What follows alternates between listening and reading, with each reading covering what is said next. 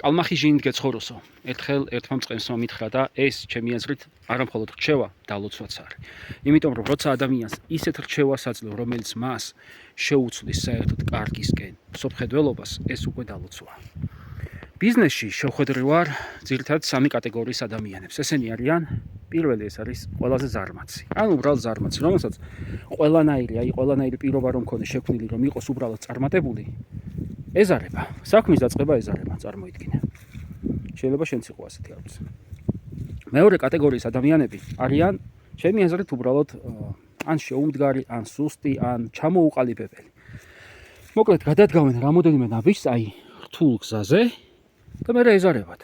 არა თუ ასვლა, უბრალოდ უკან მობრუნებაც კი ეზარებათ გზიდან. იმიტომ რომ ვერ ჩამოყალიბდნენ, არ შეუძლიათ. აი, მესამე კატეგორიის ხალხი, ესენი არიან ნამდვილი მხეცები, დაგეშილი მხეცები. უბრალოდ მიუშვი, სირთულეზე დაიწყებენ და განავითარებენ, გაიყვანენ ბოლომდე. აი, ასეთ ხალხზე დგას ბიზნეს დედამიწა. ესეთი ხალხი ატრიალებენ სამყაროს ეკონომიკას. ვინც იწყებს, ვინც ანვითარებს და ბოლომდე გაიყვანს დასახულ მიზანს. წარმოიდგინე ახლა, რამოდენიმე მაგალითი ჩამოთვალე. ყველა შევხვედრია ხალხი, რომლებიც ამბობენ, რომ აი მე ამ ბიზნესში ვარ და აი 1-2 ნაბიჯი დამჩა და მივაღწევ.